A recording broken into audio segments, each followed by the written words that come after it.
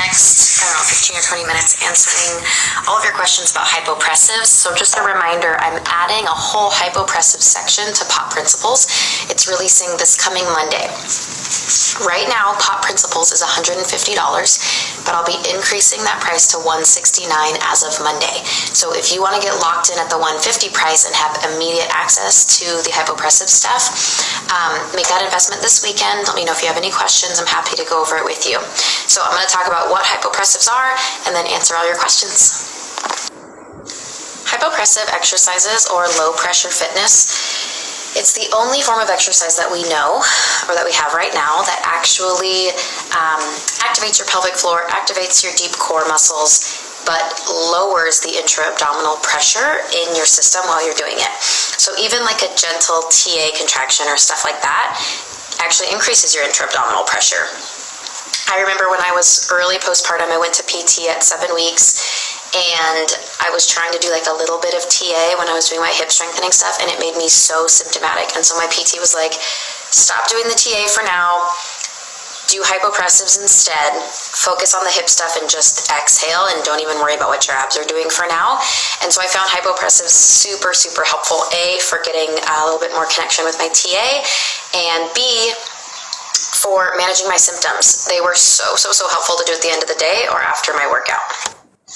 One of the most awesome short-term benefits, like immediate benefits of doing hypopressives, is that they literally pull your pelvic organs back up into your body. I'm going to link right here a YouTube video. It is an explicit video, so I'm just letting you guys know you need an 18 and older account on YouTube to watch this video, and it shows what looks to me like a 2+ prolapse during a hypopressive, and it is pretty amazing what happens. So if you don't want to watch it, let me just explain it. So you can see the prolapse there. The person does a hypopressive and you see the organ go up into their body, and then they relax after the hypopressive and the organ stays elevated. Pretty cool. Absolutely, this can help with that low urethra symptom. So for me personally, when I was postpartum, my biggest, most bothersome symptom was that stuck tampon, or just like feeling like there was something at the opening of my vagina. So I would always be like wanting to wear external support, or like grabbing and supporting my organs and trying to put things back in. And it was definitely my urethra. It was that walnut. That was really the most bothersome. And doing these hypopressives reduced so much of that symptom for me, because that tissue isn't well supported by a pessary, right? Because it's so low. So like low rectoceles, low urethroceles, things like that, that aren't really well supported by a pessary, the hypopressives might be amazing for symptom management. I would say that the general population of people doing hypopressives, their goal is to increase deep core muscle activation, pelvic floor muscle activation. But I would say the main goal for people with prolapse is actually to have symptom management and pull the organs back inside the body, even for a short period of time. And what's amazing about the hypopressives is that for those of us who do get really symptomatic with even simple exercises, this is a way that you can start training pelvic floor and TA without that added increased abdominal pressure. So it's most likely not going to increase your symptoms. Yeah. So some of the other benefits, other than improved strength of TA and pelvic floor and symptom reduction for prolapse, is that hypopressives are going to increase your ability to expand your rib cage. So that 360 breathing, for those of you who have that really narrow rib cage, or you feel like you don't expand well into your back and side body, doing a regular practice of hypopressives will improve that. It's also awesome because it's really like a fascial stretch in a way, because you're moving your body and positioning your limbs, and your trunk in a way that elongates everything. And you'll notice when you get into these positions, like, wow, this part of my body feels really stiff. So it's also a really cool way to stretch.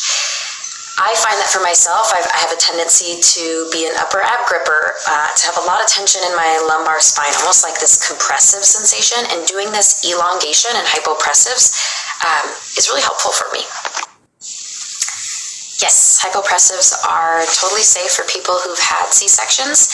They are not recommended in the very early postpartum phase. So that like 6 to 8 week mark, you definitely want to get cleared by your physician to resume exercise. And I wouldn't be doing them within the first couple weeks. But yeah, totally safe if you've had a C-section. Actually could be really, really important if you have a lot of scarring, because of, like I just said, that lengthening and that stretching of the fascia is key after you've had a C-section. Are there any prolapses it's not recommended for? In my course, they didn't specify that there were certain organs, prolapse organs, that would be contraindications to doing hypopressives. I'm rolling out my butt on a ball, by the way. That's why I look kind of funny. But I have heard from some people that they were told not to do it if they had an enterocele. So I'm curious what you guys think. And if, I should talk to a couple other instructors who do hypopressives, but it was not made clear to me in my course that if you have an enterocele, you should not do hypopressives. I think the thought here is like strangulation of the intestines, not to like freak anybody out. That's just the term that's used. So yeah, I'm curious what you guys think about that, but I was not told that there's a specific one that you cannot do if you have a certain organ prolapse.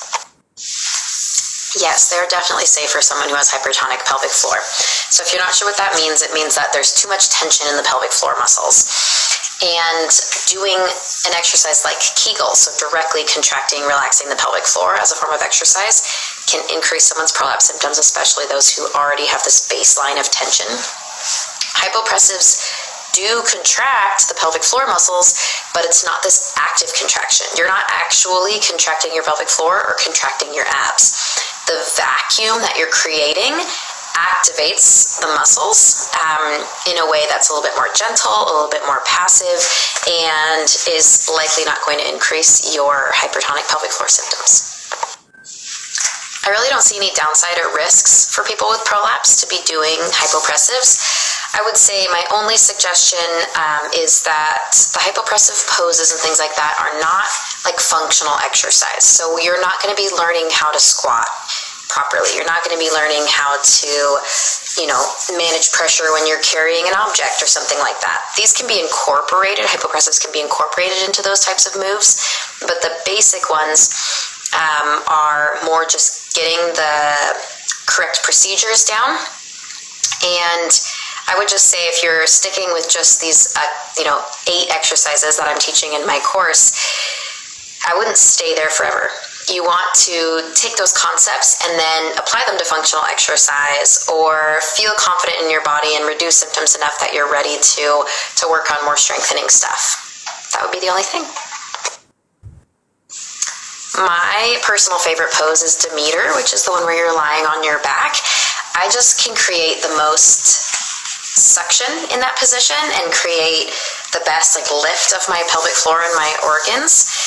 So we start in a standing position with the different poses, and then we work our way down to the floor, and we end in Demeter at the very end, but that one is my favorite. I love this question because it always comes down to, do I need an in-person trainer, or can I learn this virtually? So I always keep this stuff in mind because I'm very much an in-person learner. So what I did is we don't just jump right into, hey, here's the pose, this is what you're trying to do. The majority of the hypopressives content is actually teaching you how to do it.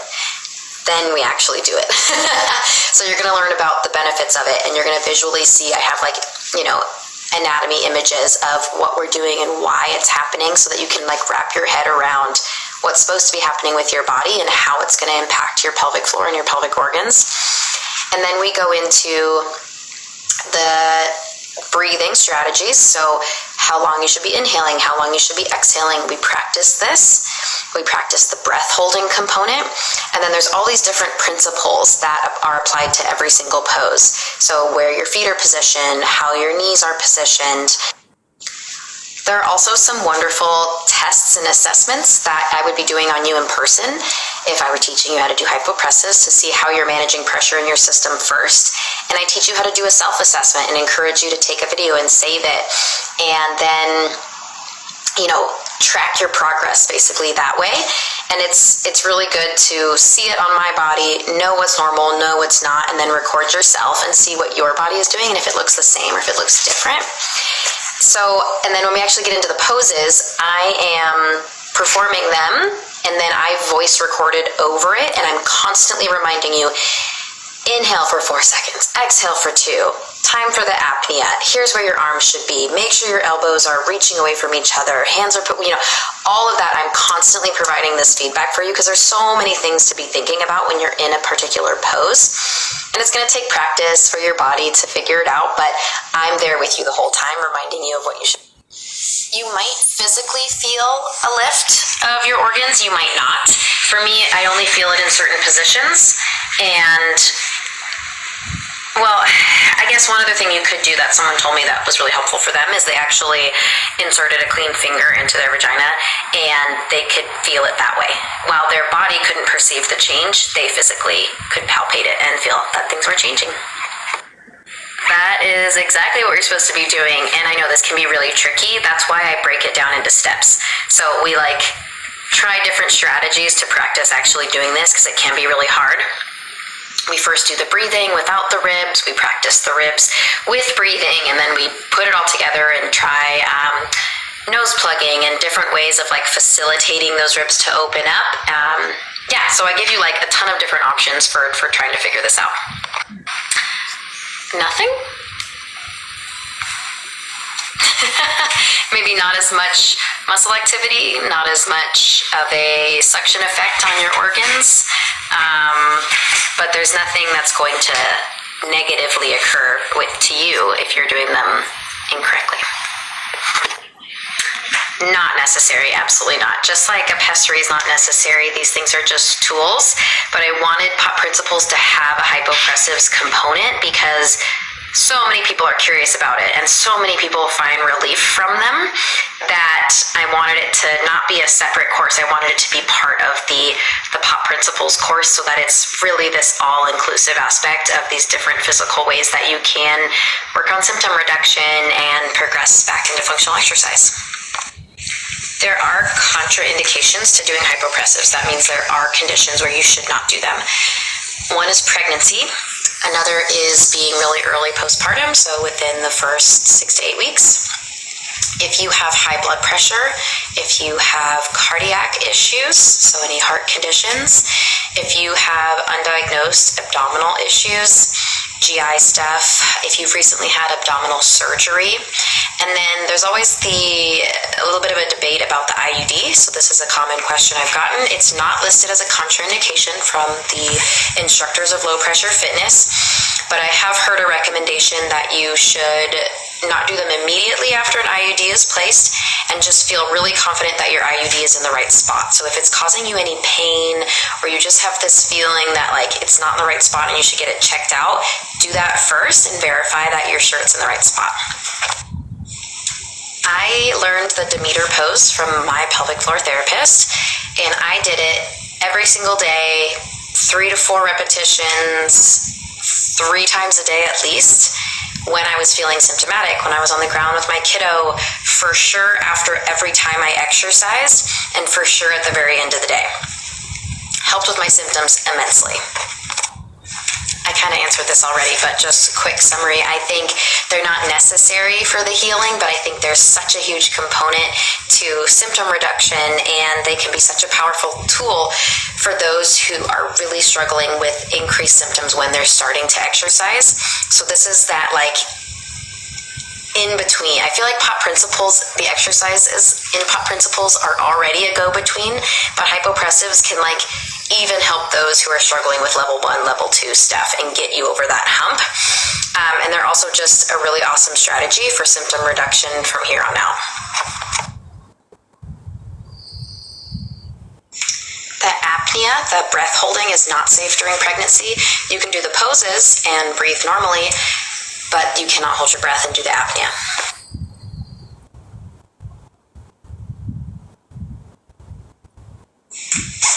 You can do whatever is more comfortable for you.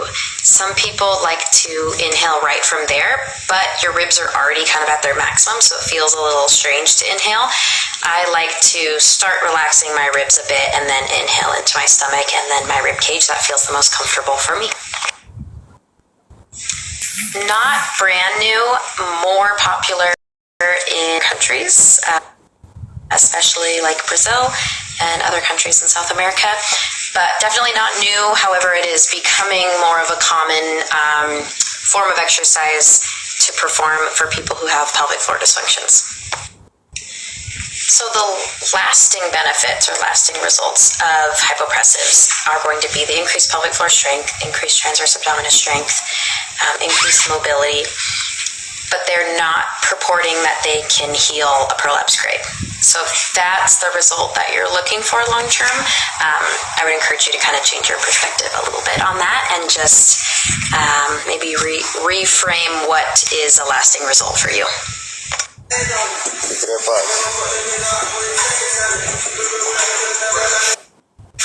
on. There you go. Miles, when you finish, you coming over here. Inhale for 4, exhale for 2. Here we go. Hold your apnea. 4, 3, 2, 1, and then inhale for 3, 2, 1. So the arms come back down for our resting breaths. Keep tension in your body through the resting breaths. So don't forget to continue maintaining your axial lengthening through your spine, your neck long, some activity in your legs. Reach your elbows away from each other. Press your palms away from you. Hold your apnea again. Bring the arms up overhead. Hold for 3, 2, 1. And then slowly inhale as you bring your arms back down. Excellent job.